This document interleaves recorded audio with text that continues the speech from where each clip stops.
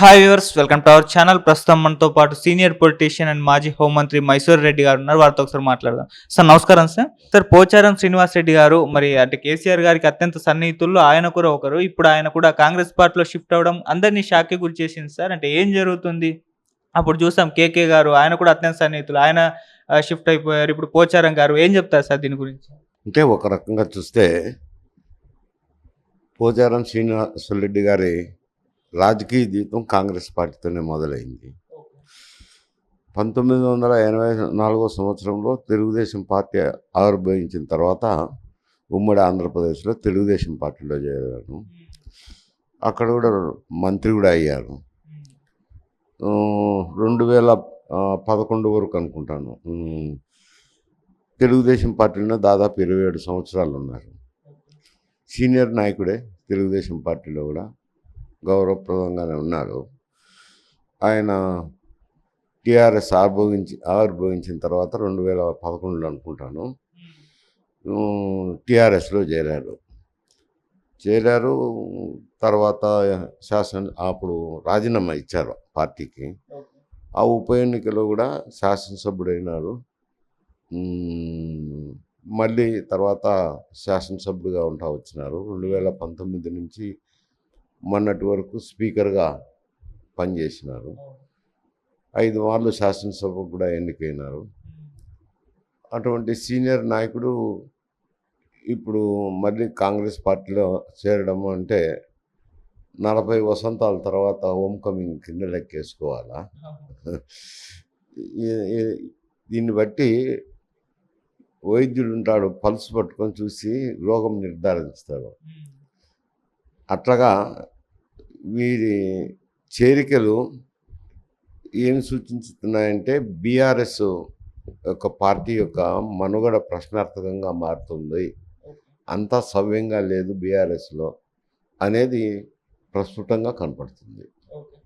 సరే, ఇటు రేవంత్ గారి పైన కూడా ఒక విమర్శ అయితే రావడం చూస్తున్నాం. అంటే రేవంత్ గారు ఒకప్పుడు ఈ విధంగా ఎమ్మెల్యేలు షిఫ్ట్ అవ్వడం అనేది షిఫ్ట్ అయ్యే వాళ్ళని పరిగెత్తించి కొట్టాలి అని చెప్పేసి రాజీనామా చేసి షిఫ్ట్ అవ్వాలి కానీ ఎమ్మెల్యేలుగా గెలిచి ఇంకో దాంట్లో పార్టీకి షిఫ్ట్ అవ్వడం ఏంటి అని చెప్పేసి ఒకసారి ఆయన అన్నారు.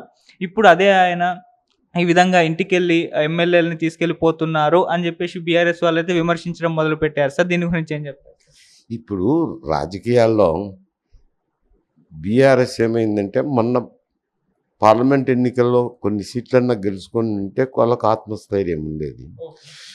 ఇప్పుడు బీఆర్ఎస్ అనేది లోక్సభ ఎన్నికల్లో పూర్తిగా ఒక్క సీటు కూడా గెలవలేకపోయింది. అంటే ప్రజల్లో ఏ అభిప్రాయం ఉందనేది ప్రజల మనస్తత్వాన్ని తెలియజేసినప్పుడు కొంచెం వాళ్ళ శాసనసభ్యులు అయితేనేమి బీఆర్ఎస్ నాయకులు అయితేనేమి ఒక విధమైన అభిప్రాయం ఏర్పడుతుంది. అభిప్రాయం ఏర్పడినప్పుడు పార్టీలు మారడం అనేది సహజంగా అయిపోయింది. డిఫెక్షన్లా ఉండినా కానీ ఈ రీజనల్ పార్టీలు రావటము, అధికారంలోకి ఒంటెత్తు పోకళ్ళతో పోవడము, ఆ అధికారంలో ఉన్నప్పుడు శాసనసభ్యులను కానీ పార్లమెంట్ సభ్యులను కానీ ప్రజలను కానీ కలవకపోవటము, వీటన్నిటి వల్ల ఒక అభద్రతా భావం ఏర్పడిపోతుంది. ఎప్పుడు ప్రజల్లో ఇటువంటి తీర్పు వస్తుందో ఆ తీర్పులో ఒక అభద్రతా భావం వచ్చి ఇటువంటి చేరికలు జరుగుతున్నాయి. మాట్లాడుతుంటారులేండి, అప్పుడు రాజీనామా చేసి వెళ్ళిపోవాలని చెప్పిండొచ్చు, నేను కాదనడం లేదు. ఇప్పుడు అభద్రతా భావం ఏర్పడినప్పుడు వాళ్ళ యొక్క రాజకీయ మనుగడ కూడా సాగించుకోవాలి కాబట్టి ఎక్కడైతే వాళ్ళకు రాజకీయ మనుగడ ఉంటుందో వాళ్ళు వెళ్ళిపోతుంటారు. సరే, ఇటు బీజేపీ వాళ్ళు కూడా ఇక్కడున్న బీఆర్ఎస్ పార్టీని కుంగదీస్తాం, బీఆర్ఎస్ పార్టీ లేకుండా చేస్తాం, తెలంగాణలో కేవలం కాంగ్రెస్ వర్సెస్ బీజేపీ అనే విధంగా చేస్తామని చెప్పేసి వాళ్ళు అంటున్నారు.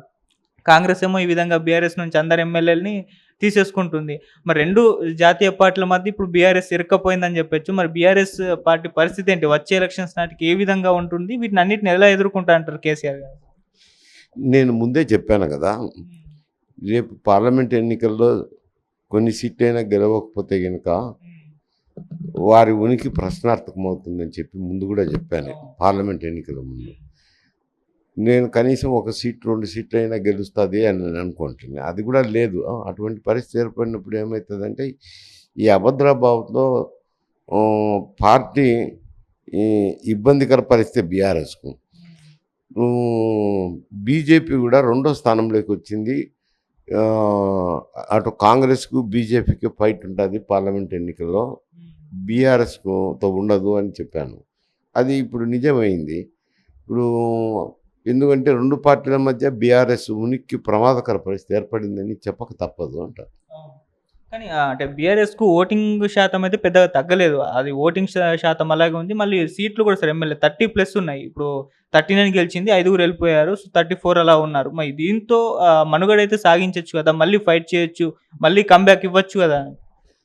సరే, ప్రజల్లో ఇది ఏమిటికి సంకేతం అనేది తెలుస్తుంది కదా! ప్రజల యొక్క అభిప్రాయం బట్టి రెండో స్థానంలోకి బీజేపీ వచ్చేసింది. అంటే నిన్న సీట్లు పార్లమెంట్లో గెలుచుకోవడంతో రెండో స్థానంలోకి ఇప్పుడు రాజకీయ పరిస్థితి ఎట్టుందంటే కాంగ్రెస్ వర్సెస్ బీజేపీ అయింది. బీఆర్ఎస్ మనుగడ ప్రశ్నార్థకమైంది. అవి పర్సంటేజ్ ఆఫ్ ఓట్లు ఎప్పుడు షిఫ్ట్ అయిపోతాయి. ఉండింటాయి కాదండి నేను. పర్సెంట్ ఆఫ్ ఓట్లు గెలుపు లేకపోతే కనుక ఓటరు కూడా వాళ్ళ మనస్తత్వం కూడా మారిపోతుంది. ఇటు అటు షిఫ్ట్ అయిపోతారు అంట. Okay sir. సరే ఇటు తెలంగాణలో బీఆర్ఎస్ ఎటువంటి పరిస్థితిలో ఉందో, ఇటు ఏపీలో వైసీపీ కూడా దాదాపు అటువంటి పరిస్థితిలోనే ఉంది సార్. చూస్తున్నాం గెలిచిందే 11 మంది ఎమ్మెల్యేలు. ఇప్పుడు వాళ్ళలో కొంతమంది షిఫ్ట్ అవ్వబోతున్నారన్న వార్తలైతే వినిపిస్తున్నాయి సార్. అటు షర్మిల గారు కూడా ఒక కామెంట్ చేశారు దీనిపైన. మరి అంటే వైసీపీ వాళ్ళందరూ కూడా కాంగ్రెస్ పార్టీలో చేరబోతున్నారంట కదా! అని చెప్పేసి ఆమెను అడిగితే, పిల్ల కాలువలోనొచ్చి సముద్రంలోనే కలవాలి అని జెప్పేసి చెప్పారు. అంటే వైసీపీ వాళ్ళొచ్చి కాంగ్రెస్‌లోనే కలవాలన్నట్టుగా సంకేతం ఇచ్చారు. అంటే మరి వైసీపీ కాంగ్రెస్‌లో విలీనం చేసే ఆలోచనలో ఏమన్నా ఉందా? దీని గురించి ఏం జెప్తారు? విలీనం అంటూ ఉండదు. హ్మ్. కాంగ్రెస్ పార్టీలో వైసీపీ విలీనం అవుతుందని నేను అనుకోవటం లేదు. ఓకే. నేను ముందు కూడా మీకు ఎన్నికల ముందు కూడా చెప్పాను. హ్మ్. కొంచెము ఒకవేళ తెలుగుదేశం పార్టీ అధికారంలోకి వస్తే హ్మ్. వైఎస్ఆర్సీపీ మనుగడ కొంచెం ప్రశ్నార్థకంగానే మారుతుంది అని కూడా చెప్పాను. ఓకే. అంటే కొన్ని పరిస్థితులు పట్టి ఉంటుంది అని చెప్పాను. హ్మ్. ఎందుకంటే కాంగ్రెస్ పార్టీ పగ్గాలు చేపట్టిన తర్వాత షర్మిల గారు అప్పటికి టైం లేదు, ఆమె ఏదో అభ్యర్థులు నిలుపుకునేదే ఘనకార్యంగా ఉన్నది. గెలుస్తారని ఎవరు అనుకోలేదు. కాస్త కూస్తో వైఎస్ఆర్సీపీ ఓట్లే చీలుతాయి అనేది ఒక అభిప్రాయం ఉన్నది. హ్మ్. ఇప్పుడు ఏమవుతుంది అని అంటే, ఇతను పార్టీ ఇంతవరకు శాసనసభ్యులు కలవడం కానీ, పార్లమెంట్ సభ్యులను కలవడం కానీ, ప్రజలను కలవడం కానీ జరగలేదు. ఈవెన్ జిల్లాలకు టూర్ వెళ్ళినప్పుడు కూడా ఏదో కర్టన్లు కట్టి ప్రజలకు కనపడకుండా తీసిపోతున్నారనే అపవాదం అయితే ఒకటి ఉంది. హ్మ్. అందువల్ల ఏమాత్రం ఇతను ఏమారినా కానీ ఎవరు జగన్మోహన్ రెడ్డి గారు పార్టీని నిలుపుకునే ప్రయత్నాలు గట్టిగా చేసుకోకపోతే ఆ ప్రమాదం అయితే ఉంది. ఎందుకుంది ఆ ప్రమాదం అని అంటే, వైఎస్ఆర్సీపీకి వచ్చిన ఓట్ బ్యాంకు అప్పుడు విభజన రాజకీయాల్లో ఆంధ్ర, రాయలసీమలో కాంగ్రెస్ పార్టీ పట్ల కొంచెం ఏకభావం వచ్చింది. ఓకే. మా విభజనకు సుముఖులు కాదు కదా ఆంధ్ర వారు కానీ, రాయలసీమ వారు కానీ. హ్మ్. సమైక్యాంధ్రలోనే ఉండాలనేది వారి అభిప్రాయం. ఓకే. ఎందుకంటే ఎన్నో మద్రాసు నుంచి విడిపోయినాము, కష్టాలు పడినాము. తర్వాత విశాలంధ్ర ఏర్పడి తెలుగువారమంతా ఒకటైనాక ఒకటేనని చెప్పి హైదరాబాద్ అభివృద్ధి చెందుతున్నా కానీ ఎవరు కూడా ఏం మాట్లాడలేదు. హ్మ్. మాట్లాడకుండా ఆంధ్రప్రదేశ్ ఉమ్మడిగా ఉంటేనే బాగుంటుంది అనేది ఆ ప్రాంత ప్రజల్లో ఉన్నది. కాబట్టి రాష్ట్రాన్ని విభజించినప్పుడు సోనియా గాంధీ గారు, కాంగ్రెస్ అధ్యక్షురాలు సోనియా గాంధీ గారు ఆ నిర్ణయం తీసుకొని, ఎందరు చెప్పినా కానీ నేనేదో మాట ఇచ్చినా అని ఎక్కడ చెప్పిందో ఏదో మీటింగ్లో అన్నాను అని చెప్పి ఇటీవల కాలంలో ప్రచారంలోకి వస్తుంది. విభజన చేసినప్పుడు అక్కడ ఏకభావం వచ్చి కొంచెం కాంగ్రెస్ ఓట్ బ్యాంక్ అంతా షిఫ్ట్ అయిపోయింది వైఎస్ఆర్సీపీకి. రేపు అతను ఏమాత్రం ఏమరపాటులో ఉన్నా కానీ ఆ ఓట్ బ్యాంక్ షిఫ్ట్ అయ్యే ప్రమాదం ఉంది. షిఫ్ట్ అయినప్పుడు ఏముంది, 11 మంది శాసనసభ్యులు ఎక్కడున్నా ఒకటే. ఓట్ బ్యాంకే షిఫ్ట్ అయిపోతే కనుక మనుగడకే ప్రశ్నార్థకమవుతుంది వైఎస్ఆర్సీపీ మనుగడకు.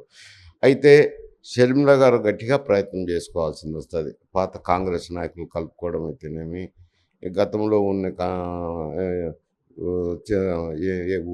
ఉత్సాహవంతులైన యువకులను కలుపుకోవడం అయితేనేమి, పార్టీని ముందుకు తీసుకోగలిగితే